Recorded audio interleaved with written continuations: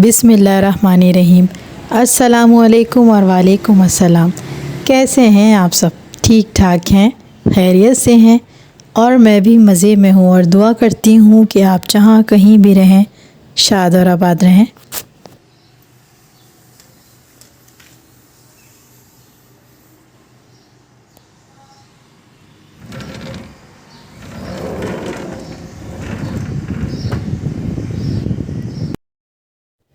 इस वक्त दोपहर के 12 बज रहे हैं, मतलब मेरी सुबह हुई है और शायद बाकी लोगों की दोपहर होगी। बट बस मेरी सुबह इसलिए इतना लेट होती है कि ज़ाहिर है जब सब उठते ही नहीं है तो मैं क्या करूं।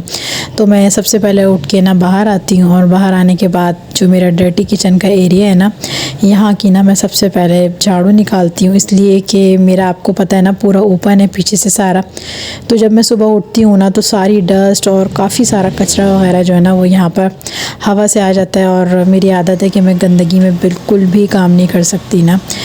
तो जनाब यहाँ पर मैं बना रही हूँ चाय और यहाँ की क्लीनिंग मैंने कर ली है। उसके बाद रखा है मैंने चाय का पानी और ये मेरी डेली रूटीन में शामिल है ना। जबकि मेड आती हैं लेकिन वो इतना लेट आती हैं ना कि अगर मैं उनके इंतज़ार में बैठूँगी ना तो शायद ना मैं चल सकती हूँ ना मैं फिर सकती हूँ। मतलब डस्टिंग और सारी जो मिट्टी वगैरह होती है ना उसमें बहुत मुझे कुछ घबराहट सी होती है और अजीब सी इरिटेशन होती है ना वहाँ काम करते हुए। तो जनाब मैंने यहाँ की सफाई कर ली थी और यहाँ पर रख दिया था चाय का पानी। उमर उठ जाओ बेटा, 12:30 हो रहे हैं। उमर आप उठ गए? मोन्टू उठाने आए आप सबको अंदर? मोन्टू और ये इतने शार्प है ना माशाल्लाह मोन्टू साहब के रात में ये करते हैं कि जब इन्वर्टर चलता है ना तो इनको पता चल जाता है कि अंदर इन्वर्टर चल रहा है। तो ये ना रूम के बाहर आके खड़े हो जाते हैं और बार बार ना हाथ से नॉक करते हैं ना दरवाज़े पे। जी हाँ, ये नॉक भी करते हैं। आप ये मत समझें कि मैं आपको कोई ऐसी कुछ अपनी तरफ से बता रही हूँ। मैं किसी दिन आप लोगों के लिए ना एक वीडियो क्लिप बनाऊँगी। अच्छा करते क्या है, दरवाज़े पे ना हल्का हल्का हाथ मारते हैं और हम लोग अंदर होते हैं तो ज़ाहिर है हमें पता होता है मोन्टू बाहर है, फिर हम इन्हें अंदर ले लेते हैं ना। फिर तकरीबन रात के 3 या 4 बजे तक ना ये वहाँ पर लेटे रहते हैं अंदर रूम में ना हमारे साथ बेडरूम में। और ज़ाहिर है मेरा फ्लोर इतना ठंडा हो जाता है ना, ये उस पर आराम से लौटते रहते हैं, अपनी नींद पूरी कर लेते हैं। उसके बाद तकरीबन 3:30-4 बजे उठ के ना फिर मैं इन्हें बाहर निकालती हूँ क्योंकि ज़ाहिर है इन्हें वॉशरूम भी तो जाना होता है ना। तो बस ये डर लगता है ऐसा ना अल्लाह ना करे रूम में कोई कार्रवाई हो जाए। तो बहरहाल यहाँ पर मेरी चाय भी बन चुकी है और बातों में पता ही नहीं चला मेरी चाय भी तैयार हो गई। चलें फिर नाश्ता करते हैं।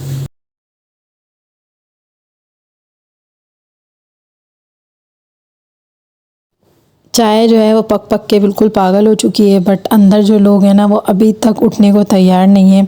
और जब से बच्चों के स्कूल ऑफ हुए हैं ना और जब से मोहम्मद उमर के एग्ज़ाम्स ऑफ हुए हैं तब से जो है ना वो कुछ अजीब ही सी रूटीन हो गई है। रात को सोते नहीं हैं और सुबह उठते नहीं हैं। और मुझे ना पता नहीं क्यों शुरू से ही, आज से नहीं, शुरू से मेरी एक आदत है ना कि मैं ज़्यादा लेट नाइट ना जाग सकती हूँ और ना मैं बहुत ही ज़्यादा लेट जो है ना वो सो सकती हूँ। मतलब अगर मैं बहुत से बहुत जाग ली ना तो 1:30-2 तक, बस इससे ज़्यादा मैं नहीं जाग सकती और बहुत कच्ची हूँ ना मैं नींद के मामले में। और इसी तरह सुबह 10:30-11 बजे मैं उठ जाती हूँ और मुझे ना बस उलझन होती है। बस उठने के बाद ना मेरा दिल चाहता है कि जल्दी जल्दी सब उठ जाएँ, बिस्तर सिमट जाए। बट यहाँ रूटीन इतनी ख़राब हुई हुई है ना कि कोई भी नहीं उठता। बहरहाल आयशा जो है वो उठ गई थी यहाँ, तो मैंने जल्दी से उनका बिस्तर समेट के और यहाँ लगा दिया था दस्तरखान। और मुझे तो ना अब एक तरीका समझ में आया, हो सकता है आप लोगों को भी समझ में आए अगर आपके बच्चे तंग करते हैं ना। और आजकल ज़ाहिर उनका भी ऑफ होगा और वो भी उठने में बहुत तंग करते होंगे। तो भाई मैं तो ये करती हूँ दस्तरखान लगा के ना और मज़े से नाश्ता करती हूँ मैं और मेरे हस्बैंड, और अक्सर आयशा भी उठ जाती है ना, बट ये दोनों जो है ना बहुत मुश्किल से उठते हैं। तो बस आप तारीफ़ें करते रहें और मज़े ले लेके ना चटखारे ले लेके नाश्ता करें। बच्चे देखें जल्दी से उठ कर आ जाएंगे जब आवाज़ें सुनते हैं ना बच्चे दस्तरखान लग गया है और मम्मा पापा नाश्ता कर रहे हैं, और बस फिर उठ जाते हैं, थोड़ी सी एनर्जी आ जाती है।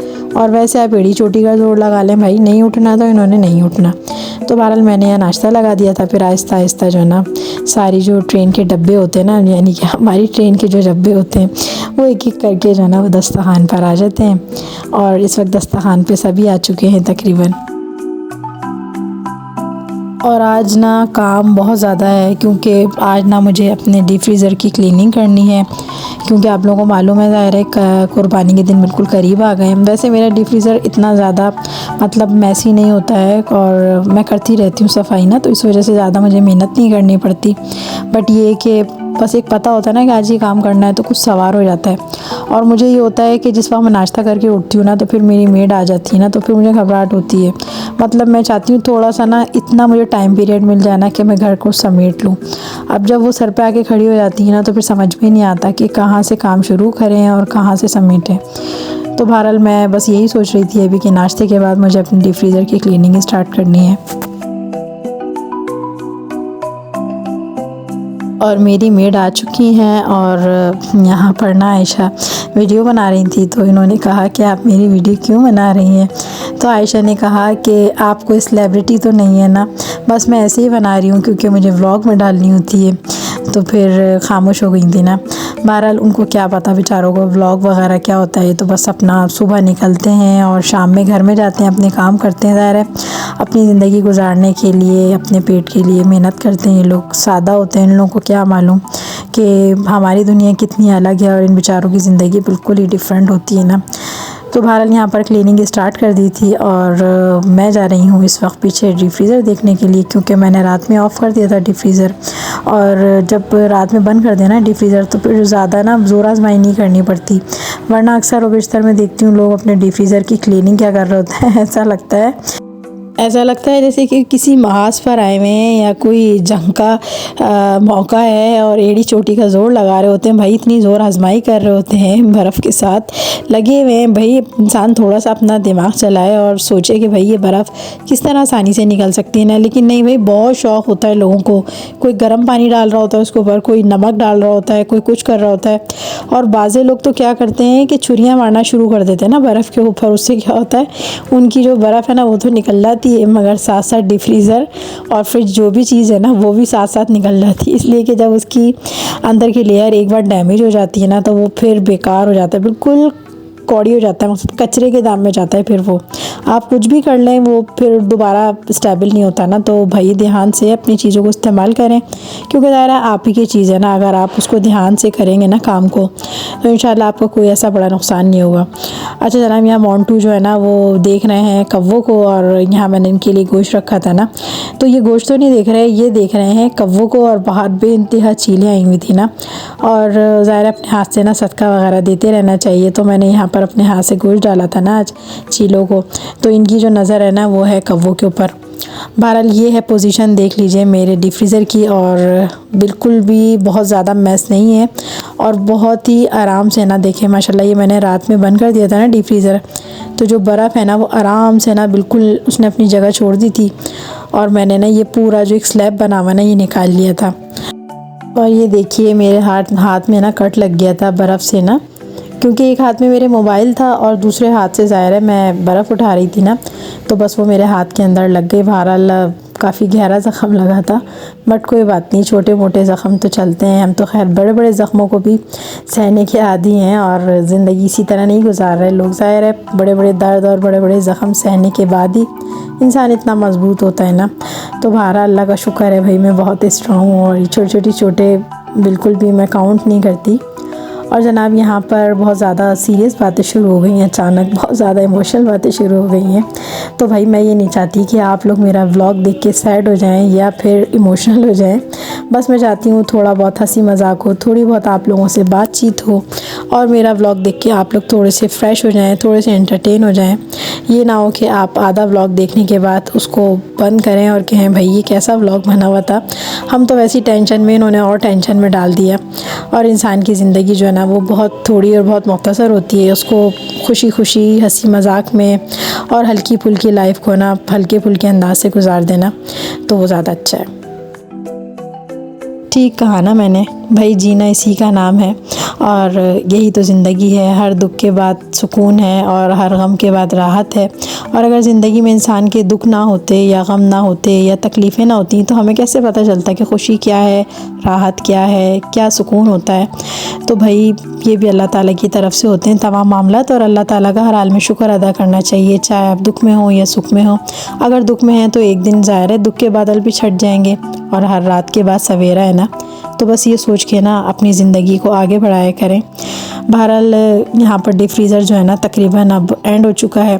अच्छा, यहाँ मैं आपको एक बात बताऊँ ना, यहाँ एक इशू आ गया मेरे साथ ना। डीप फ्रीज़र जब मैं क्लीन कर रही थी ना, तो आपने देखा होगा राइट हैंड पे देखें एक कॉक लगी हुई ना ये कॉर्नर पे, और जब हम इसको ओपन करते हैं ना तो जितना भी एक्सेस वाटर होता है ना डीप फ्रीज़र की जो बर्फ़ मेल्ट हो रही होती है वो इसके ज़रिए निकल जाती है। अब जिस वक्त मैं ये काम कर रही थी ना उस वक्त ज़ाहिर है मेरी मेड भी आई हुई थी और मुझे वहाँ भी चारों तरफ देखना होता है। तो मुझसे गलती ये हो गई कि वो जो कॉक था ना मुझे याद ही नहीं आ रहा कि मैंने किस जगह रखा है ना। बहरहाल वो अब तक नहीं मिला है और डीप फ्रीज़र जो है ना मेरा फ़िलहाल तो खैर मैंने अभी बंद ही कर दिया था, क्योंकि तकरीबन अभी इतनी ज़्यादा मुझे नीड नहीं है और जो भी सामान था ना वो मैंने अपने फ्रिज की डीप फ्रीज़र में रख दिया था। और यहाँ पर ना क्लीनिंग चल ही रही है अभी, और देख ले माशाल्लाह मेरा जो डीप फ्रीज़र है ना बिल्कुल भी जो है ना मैस नहीं होता। बस थोड़ी बहुत बर्फ़ थी और माशाल्लाह कितना साफ़ हो गया ना इतने आराम से। क्योंकि ना अगर हम जल्दी जल्दी क्लीनिंग करते रहते हैं ना किसी भी चीज़ की, चाहे फ्रिज की करें या डीप फ्रीज़र की करें या अपने घर की करते रहें, तो फिर उस वक्त ना इतनी मेहनत नहीं करनी पड़ती। तो बस तकरीबन 10 मिनट में ना मेरे डीप फ्रीज़र की क्लीनिंग हो गई थी।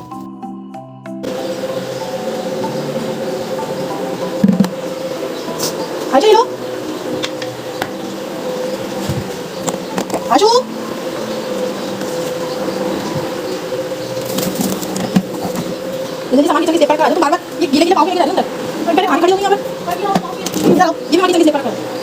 फटाफट आओ।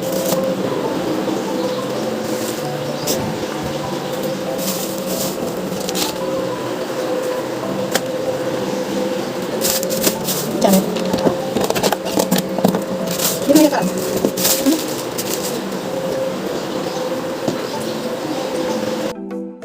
और फाइनली मेरा डीप फ्रीज़र क्लीन हो गया। देख लीजिए कैसे चमचमा रहा है माशाल्लाह से, और बिल्कुल ऐसा लग रहा है जैसे ये आज ही आया है मार्केट से। और भाई मेरा डीप फ्रीज़र बिल्कुल जो है ना टीनेजर है, मतलब इतनी एज नहीं मेरे डीप फ्रीज़र की, जस्ट 5 इयर्स ओल्ड है।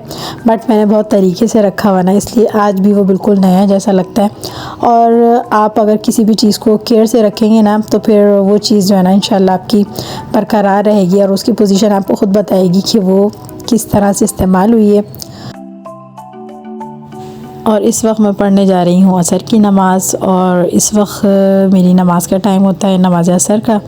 और जब मैं नमाज असर पढ़ने बैठती हूँ ना तो पहले चाय का पानी रख देती हूँ।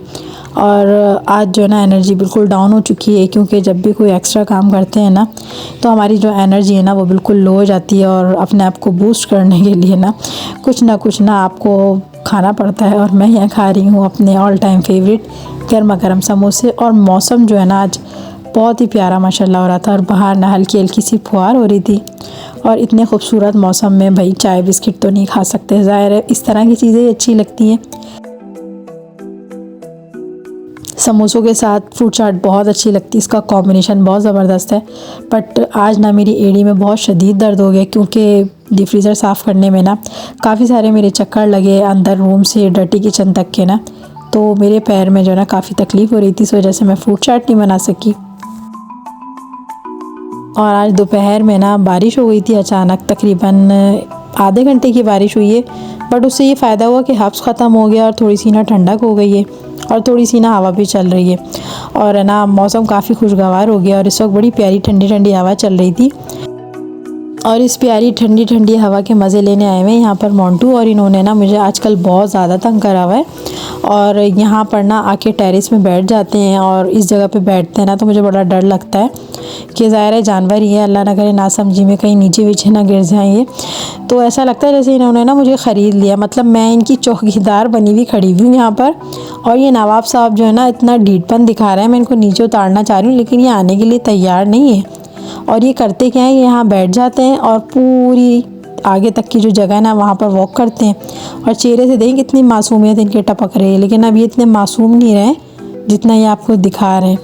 और ये नज़ारे करते हैं, यहाँ पर बकरे जा रहे होते हैं, गायें जा रही होती हैं, उन्हें देखते हैं। और मैं इन्हें देखती रहती हूँ यहाँ खड़ी हुई कि कहीं अल्लाह ना करे गिर गिरा ना जाए, क्योंकि ये इतनी देर तक यहाँ जो है ना इनका ये सीन चलता है ना कि कोई भी तैयार नहीं होता खड़े होने के लिए, ना मोहम्मद उस्मान और ना ही आयशा। तो जनाब बस सब क्या करें, ज़ाहिर है बच्चा है मेरा तो मैं इसकी खातिर तो सब कुछ करूँगी ना, जिस तरह अपने बच्चों के लिए करती हूँ। बहरहाल ये ढीठ पर इनका जारी रहा और ये यहाँ भी आगे तक जाएंगे वॉक करते हुए। देख लीजिए इनका ढीठपन चेक कर लें। और मैं मुस्तकिल इनको कह रही हूँ आप नीचे आ जाओ, लेकिन ये नहीं है। आखिरकार ना मुझे इनको उतारना पड़ा। और आज मैं वाकई में बहुत ज़्यादा थक गई हूँ और यहाँ पर मैं अपने व्लॉग का भी एंड करूँगी इस दुआ के साथ। हो चुकी है रात, ख़त्म करते हैं अपनी बात इस अपनेपन के साथ कि फिर मिलेंगे। अपना बहुत ख्याल रखिएगा, मुझे दुआओं में याद रखिएगा। जाने से पहले मेरे चैनल को सब्सक्राइब और मेरी वीडियो को लाइक करना मत भूलिएगा, क्योंकि आपके एक लाइक से मुझे मिलती है मोटिवेशन, और जब मुझे मिलती है मोटिवेशन तो मैं बनाती हूँ अच्छे अच्छे व्लॉग। तो मेरी तरफ़ से अल्लाह हाफ़िज़, बाय बाय।